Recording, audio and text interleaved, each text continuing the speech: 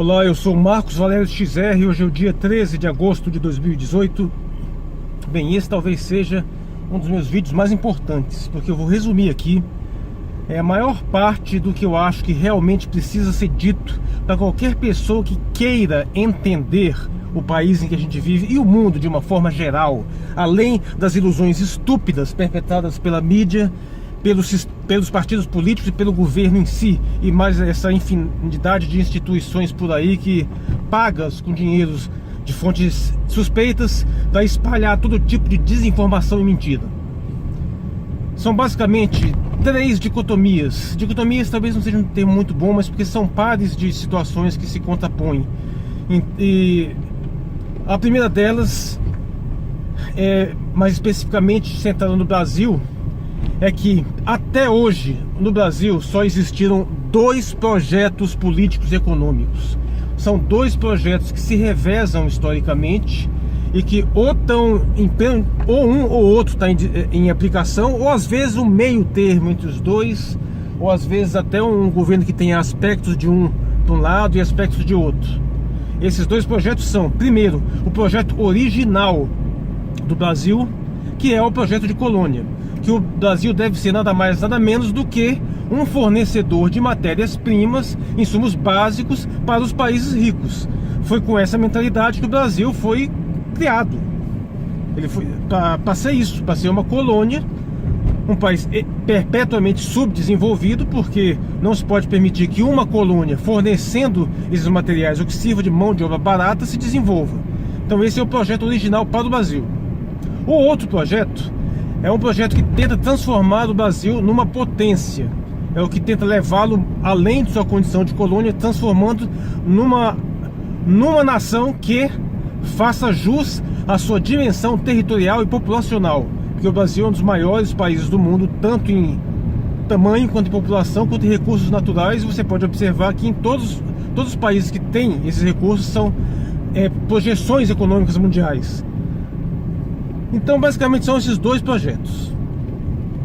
O projeto colonialista é o projeto originário, e o projeto desenvolvimentista, ele basicamente tem alguns grandes momentos históricos. O primeiro foi o Segundo Império, Dom Pedro II. Depois veio Getúlio Vargas.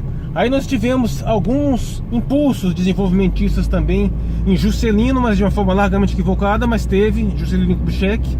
Também em João Goulart, que ficou mais na vontade e não foi muito para frente. E nós tivemos também no governo Geisel, durante a ditadura militar, especialmente. E também recentemente durante o governo Lula, principalmente o governo Lula. Esses foram os momentos desenvolvimentistas da história do Brasil.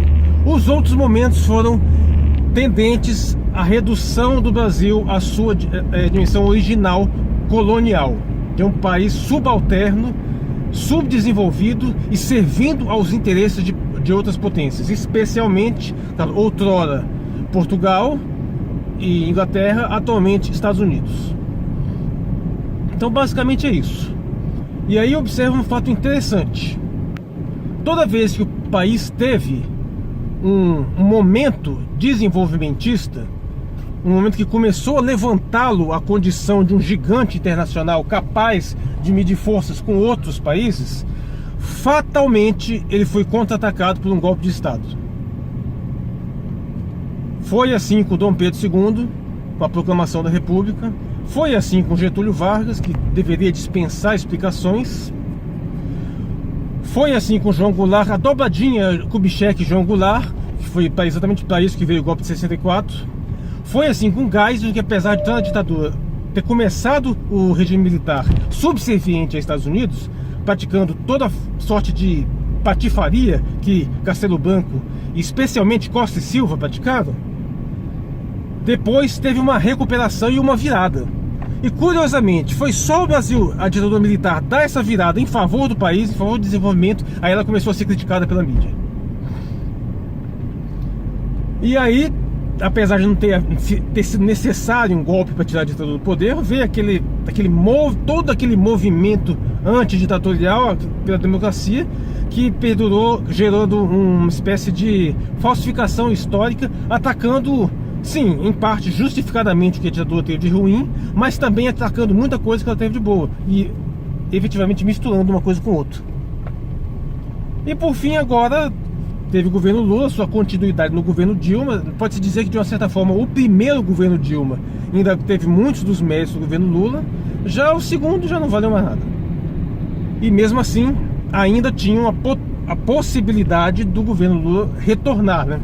Que ele fatalmente venceria as eleições se tivesse transcorrido a normalidade. Resultado, tivemos um golpe. É bom lembrar que sim, houve golpe, sim, mas o golpe não foi o impeachment. O impeachment é uma das partes do golpe e, sinceramente, nem sei se é a mais importante. O golpe começou em 2013, por meio das jornadas de julho, e até hoje não acabou.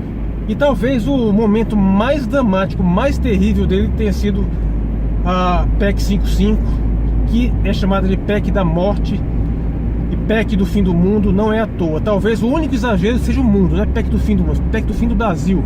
Porque se essa porcaria, se essa desgraça for levada a cabo pelos seus 20 anos, da modo como está previsto, isso eu aposto, daqui a 20 anos não tem Brasil. Vai estar separado, vai ter um sul, um país diferente, o São Paulo vai ser outro. Simples assim. Afora isso, projetos comunistas não passaram de estratégia de diversão, só serviram para justificar ditaduras. Não tem nenhuma possibilidade do Brasil teve revolução comunista, nem revolução proletariada. Esquece essa bobagem. O Brasil, ou ele é uma colônia liberal submetida ao interesse estrangeiro, ou ele é um país em desenvolvimento de um governo nacionalista. Pronto, só tem essas duas opções. Ok, dito isso, vamos passar para a segunda dicotomia, que até é mais importante, porque essa se aplica ao mundo inteiro, não só ao Brasil, que é a velha e falsa dicotomia esquerda e direita. No Brasil, na realidade, seguindo até mesmo por essa dicotomia anterior, o que você tem, a verdadeira tensão, é a luta de classes, entre aspas, não no sentido exatamente marxista, mas parecido, mas é a tensão de interesses entre a maioria da população e uma minoria elitista. Essa é a dinâmica. E como a população é a maioria e vivemos num regime supostamente democrático que pelo voto deveria dar vazão a essa soberania popular, o que a minoria elitista faz para dividir a população? Isso não só no Brasil, em qualquer lugar do mundo. Ela cria uma falsa dicotomia entre esquerda e direita. E ela sequestra metade de uma, metade do outro para controlar o sistema todo. Eu já disse isso várias vezes e nunca é suficiente. Isso tinha que ser dito exaustivamente o tempo todo para todo mundo, porque é a coisa mais importante que se tem que ouvir falar em política e ideologia e economia. O que nós chamamos hoje de esquerda realmente tem um teor desenvolvimentista no sentido econômico, no sentido progressista econômico, de redistribuição de renda, melhor qualificação da população, geração de emprego, ou seja, melhorias de vida para toda a população.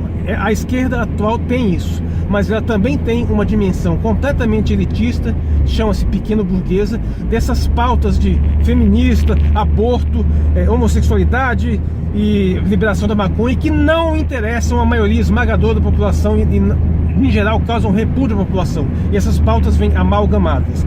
O governo Lula não foi diferente, as duas coisas vieram juntas. E nós temos a direita do exato oposto. A direita costuma sim realmente defender uma série de pautas que são caras à população brasileira. A população brasileira é conservadora, é tradicionalista, defende os valores da família, é religiosa. E os partidos que se colocam à direita realmente defendem isso. Mas, ao mesmo tempo, eles defendem a pauta do liberalismo econômico, que interessa as minorias elitistas, que vão sucatear o Estado, vão falar em Estado mínimo apenas nas necessidades da população, que quando é para defender o interesse da minoria mais rica, o Estado é infinito. Vão vir com essas fajutices de política de privatização que só faz ferrar com a vida da população e para enriquecer uma minoriazinha, ainda mais que já é rica. E então é isso, nós temos essa esquerda e essa direita. Quando entra um governo de esquerda no poder, ele até faz algumas coisas de interesse econômico do povo, mas ele começa a atacar sistematicamente todos os valores culturais da população.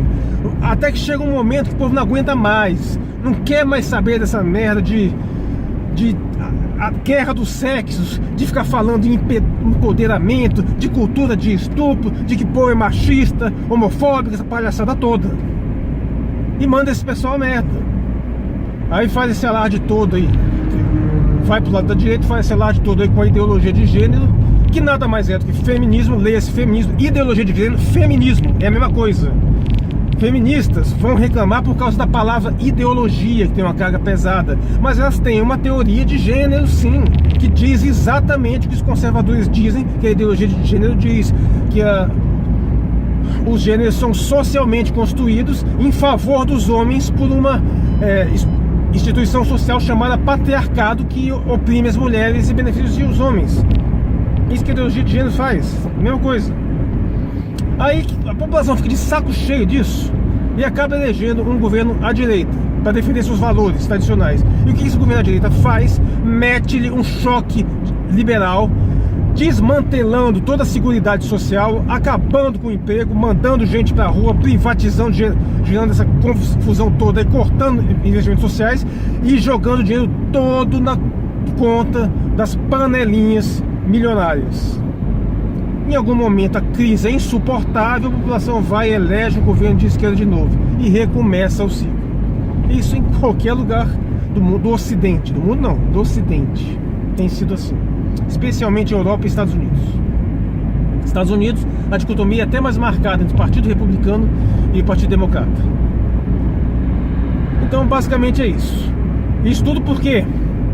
Porque os verdadeiros interesses do povo, que é a esquerda econômica e a direita cultural, se tiver um partido com essa orientação, ele vai estar fatalmente atraído para a posição nacionalista.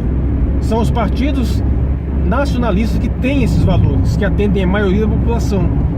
E a manipulação elitista não pode deixar isso acontecer, porque se tiver essa opção, o povo vai votar em massa nela e vai desmantelar completamente o privilégio dessa elite econômica e seu poder na sociedade. Então não pode ter essa opção. Para isso cria esse teatrinho farsesco entre uma esquerda e uma direita fajuta, do qual desgraçadamente a maioria esmagadora da população já pensa em termos de esquerda e direita, ou seja, a lavagem cerebral está instituída. É impossível entender o que acontece nesse país em termos econômicos, principalmente com essa dicotomia estúpida, imbecil de direita e de esquerda que a maioria das pessoas aceita pensar.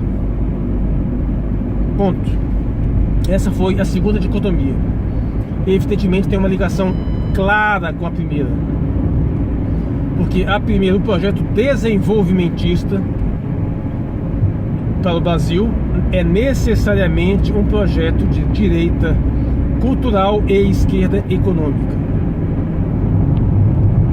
E evidentemente o projeto colonialista é essencialmente um projeto liberal, que é esquerda cultural e direita econômica, é a absoluta antítese. Os interesses da maioria esmagadora da população e os interesses da elite são antagônicos. Essa é a verdadeira dicotomia, e não essa fajutice de esquerda e de direita. Dando nome aos bois, a elite econômica é essencialmente liberal em todos os aspectos, tanto no sentido cultural quanto no sentido econômico. É apenas a interferência dessa falsa dicotomia que causa uma confusão nisso, às vezes até dentro de determinadas elites, até dentro da população em geral. A verdadeira dicotomia deveria ser entre nacionais desenvolvimentistas e liberais. Essa é a dicotomia real, que é ocultada pela fajutice da separação esquerda e direita. Por fim, a terceira dicotomia, que essa é um pouquinho mais sutil porque não tem nem nome, né? Mas de uma certa forma o conceito é óbvio. O que nós estamos passando, por exemplo, agora, nesse choque liberal, é nada menos que a aplicação de uma doutrina chamada Trickle-Down Economics. É a ideia que, havendo uma diferença entre ricos e pobres, e os mais pobres, que numa sociedade que, se você jogar mais dinheiro para os mais ricos, eles não têm como absorver isso tudo e vão necessariamente redistribuir isso pela sociedade. Eu já fiz um vídeo sobre isso, vou linkar, mas assim, a ideia não é absurda, faz sentido, porque o dinheiro tem que circular, o rico não pega e não come, ele vai, em tese eles iriam fazer mais investimentos, gerar mais empregos, então, e etc e tal. Só que no caso específico do Brasil e da maioria dos países do mundo, porque isso até pode funcionar em alguns locais, em alguns momentos, até funcionou em alguns outros, mas no caso específico do Brasil tem uma falha crucial. Por quê? Porque quando uma elite econômica pega o dinheiro, ela não tem que necessariamente redistribuí-lo, gerando emprego, fazendo investimentos no próprio país. Ela pode simplesmente fazer isso no exterior, levar o dinheiro para fora. Ela pode simplesmente ficar guardando o dinheiro indefinidamente para um momento mais propício e depois levar ele tudo para fora. Ela pode investir, como na verdade é a maior parte do caso no Brasil, não em produção, não abrindo empresas produtivas, não gerando empregos, mas investir simplesmente no setor financeiro. No setor financeiro rentista, que simplesmente explora o serviço da dívida pública e acaba não produzindo nada. Ou seja, é extremamente falha. O que acontece no Brasil? E quando você começa a fazer essa política que é aquela imagem, né, de transbordamento, né, o nome correto, o pessoal chama de política do conta-gotas, está errado, é política de transbordamento. É como se você jogasse na taça dos mais ricos que está lá em cima, enchesse, ela fosse transbordando e enchendo as taças menores. O fato, quando acontece isso, o resultado no Brasil não é esse. Não é o simples desenvolvimento, pelo contrário, um acúmulo maior e maior de riqueza na mão dos mais ricos. Por outro lado, na contrapartida, qual que é o oposto dessa política? É dar dinheiro preferencialmente para os mais pobres? Sim. É você investir mais na base, gerar mais empregos de base, e o principal motor de geração de emprego em massa é Estado. É quando o Estado começa a construir, começa a expandir, que ele gera mais emprego, principalmente a construção civil, que pega mão de obra pouco qualificada, e especialmente até com programas assistencialistas que dão dinheiro à população. Só um completo imbecil acha ruim desses programas como Bolsa Família, que quem mais gosta desses programas, na verdade, é o pequeno empresariado. Tem, principalmente em cidades de interior, lojas pequenas empresas que dependem do dinheiro do Bolsa Família que as famílias recebem. Isso movimenta a economia local. E tem mais, quando a população pobre pega dinheiro, ela não vai para o exterior, porque ela não tem nem condição de ir. Ela primeiro tem que fazer ela consome, ela compra coisas. E ela não guarda embaixo do colchão, ela rapidamente começa a aquecer a economia. E quando a economia é aquecida, quem já tem dinheiro ganha mais dinheiro, porque aí sim o cara abre empresa, monta mais comércio, que ele tem um mercado consumidor interno. O resultado, todo mundo ganha.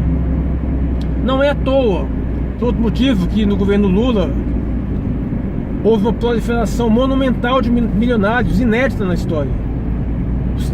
O alto empresariado ganhou muita grana, mas a população também ganhou. Então foi mais ou menos, não sei se foi equilibrado, mas foi bom para todos. Ao passo que na política do transbordamento, do trickle-down, isso pode até acontecer. Pode acontecer. Como disse o general Costa e Silva, né, no seu discurso de posse, literalmente falou, ipsis literis, que os ricos sejam mais ricos para que, graças a eles, os pobres possam ser menos pobres. Foi exatamente isso que ele disse, entendeu? Isso significa que os ricos serão mais ricos, mas os pobres podem ser menos pobres.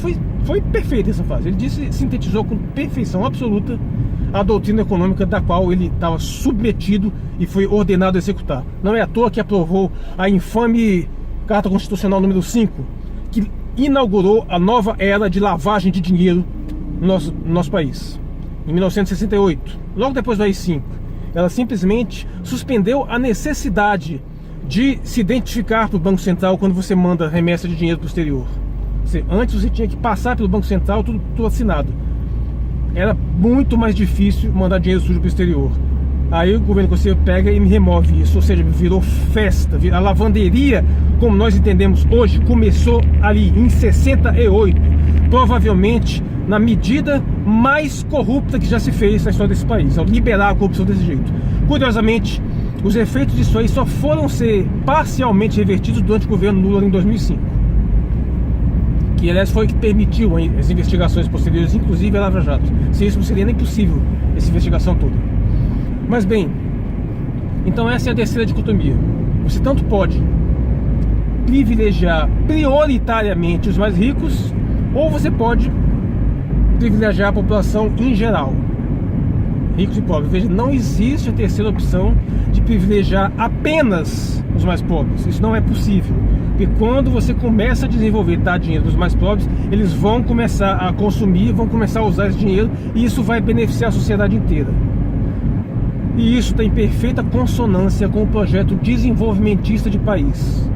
Não é à toa que Getúlio Vargas era chamado de pai dos pobres e mãe dos ricos, e que Lula também foi uma espécie de pai dos pobres, e mesma coisa, tanto beneficiou tanto um quanto o outro.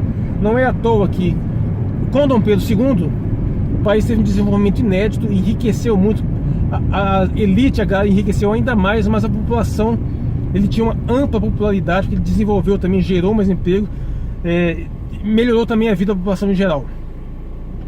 Não é à toa com Juscelino Kubitschek é a mesma coisa. Juscelino jogou dinheiro a rodo para a elite, inclusive entregando muita coisa, mas ele dava um jeito de jogar dinheiro para a população também. Então por isso que ele era popular. E assim vai. Então essas são as três dicotomias. O Brasil só tem dois projetos de poder político e econômico. Ou ele é na direção de uma colônia, como nós estamos nesse exato momento, ou é um projeto nacional desenvolvimentista. São opostos. Esse projeto nacional desenvolvimentista é exatamente o oposto do Trickle-Down Economics. É você dar dinheiro para todo mundo, para a sociedade inteira. Você não tem a opção de beneficiar só a camada mais baixa. Ou você beneficia os dois, ou você beneficia praticamente só a mais alta. E aliás, notem, apesar desse projeto, dessa política de distribuição de dinheiro geral para a sociedade, ela beneficiar os mais ricos até mais do que o projeto do Trickle-Down Economics, ou seja, na verdade eles ganham mais, não é menos, não é igual, não é menos não. Quando você desenvolve o país de uma forma geral, as elites financeiras e industriais, elas ganham mais do que no outro projeto. Então por que raios elas preferem às vezes apoiar o outro projeto, o projeto que prejudica? Porque as elites brasileiras não tem pingo de decência, elas não são elites patrióticas, algumas são, mas assim, a elite mais voltada ao desenvolvimento nacional, por algum acaso, foi parar na cadeia. O que sobrou é a elite porca, espúria, subserviente, corrupta, que basicamente são três. A grande parte do agronegócio latifundiário são herdeiros dos colonos. Dois, a imprensa, grande mídia, que sempre foi vendida ao interesse estrangeiro, sempre foi liberal. E terceiro, a especulação financeira, especialmente bancária. Sistema bancário e os especuladores financeiros. São essas três elites corruptas que estão sempre na contramão do desenvolvimento nacional, e elas são capachos dos interesses estrangeiros, dos interesses estadunidenses. Eles vêm aqui para obedecer o que o exterior está mandando, o que o tio Sam está mandando. Eles não têm nem sequer a hombridade de tentar tomar para si o desenvolvimento do país, e nem que seja para eles mesmos governarem. Não, eles são capachos, são bilionários capachos. Por isso, o governo necessariamente, ou ele é conciliador, ou ele é explorador. Ou é um governo como o que nós temos atualmente, massacrando os trabalhadores, arrancando tudo que a classe trabalhadora tem e enchendo a pança dos mais ricos de dinheiro, multiplicando as fortunas dos mais ricos. Ou ele é um governo de conciliação, que faz os dois ao mesmo tempo. Não existe um governo revolucionário, um governo que chega lá, faça só as coisas pelos trabalhadores. Não tem essa possibilidade, senão ele não vai ser governo, ele vai ser comando revolucionário, pô. E não tem a possibilidade de ter revolução de massas no Brasil, esquece, por favor. Se livre dessa ilusão. São essas as três dicotomias. Eu diria que teria não seria uma quarta dicotomia, mas uma 3,5 com relação ao mercado financeiro, que nós estamos passando num momento histórico de transição do capital produtivo para o capital financeiro. E para o esquerdista que acha que o capitalismo produtivo é ruim, o capitalismo financeiro é muitíssimo pior. O capital financeiro explora o capital produtivo, o vampirismo do capital produtivo. O capital financeiro é essencialmente liberal. ele não é produtivo, ele fica explorando brechas no sistema. O exemplo é a questão da dívida pública. O que acontece com a dívida pública? Todo mundo fala sobre isso, mas ninguém explica realmente por quê. O que aconteceu foi que, historicamente, houve, por meio de uma série de medidas liberais, que já remontam há muito tempo, mas com um destaque especial no Consenso de Washington, e com um impacto especial após a queda da União Soviética, o fato é que começou a haver uma redução gradativa de tributação dos mais ricos. Eles antigamente pagavam muito mais imposto. Não é à toa que os grandes bilionários estão surgindo mais recentemente. Ou seja, eles estão pagando cada vez menos imposto. Aquele imposto que antigamente o Estado tinha para aplicar no seu funcionamento está sendo negligenciado. Aí, sem ter essa renda justamente da produção mais rica, tem que aumentar imposto sobre os mais pobres e ainda tem que pedir dinheiro emprestado. Vai pedir dinheiro emprestado de quem, filho? De quem tem dinheiro, de quem devia estar pagando mais imposto. E aí o que acontece? Camarada, em vez de estar custeando o desenvolvimento social como por meio de impostos, que os canalhas dos liberais dizem que é roubo. Aliás, você patifaria tão monumental que precisaria fazer um vídeo como isso. Mas só pergunta para essas antas se por acaso eles nasceram no meio do mato, sem infraestrutura nenhuma, para vir me dizer que imposto é roubo, porque a civilização todinha já estava aqui quando eles nasceram, dando água, luz, comida, roupa, infraestrutura, energia, até saúde pública, tudo já estava aqui montado. O indivíduo não nasceu no meio do mato, não nasceu no meio de uma cidade. Deve toda a sua existência a uma civilização essencialmente estatizada, que só pode se desenvolver por meio de imposto. Então vim falar que imposto de roubo é um atestado insofismável de miséria mental. É um imbecil o cara que diz isso, não tem de porcaria nenhuma. Mas tudo bem, voltando.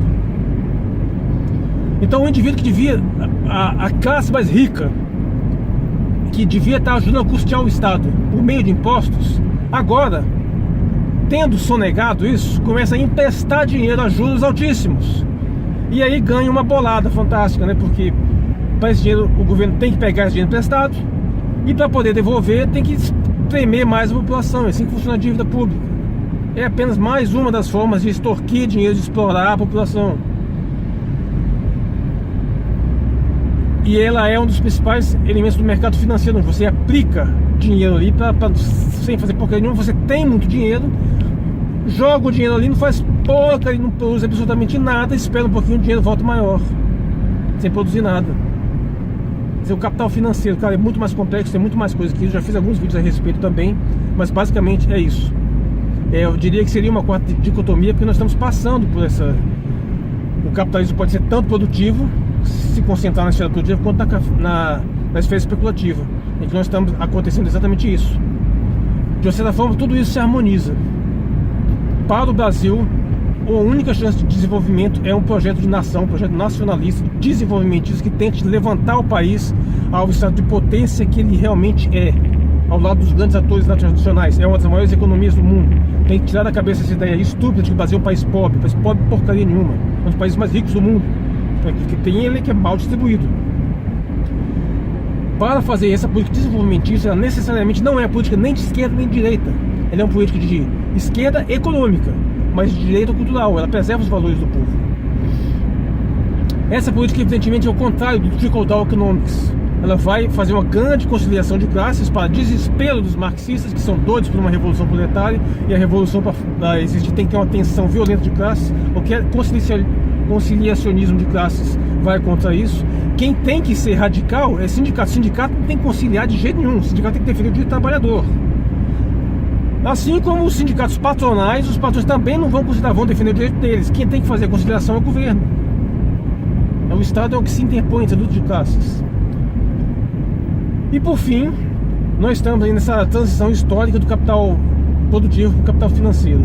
Se você pegou esses elementos todos, se você estudar esses elementos, você finalmente começa a entender o que realmente está acontecendo.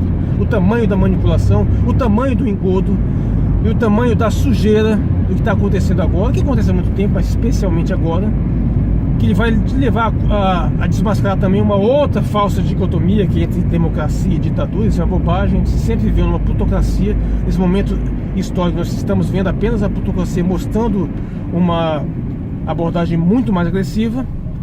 Mas eu vou terminando por aqui. Eu sou o Marcos Valério XR, hoje é dia 13 de agosto de 2018 e muito obrigado pela atenção.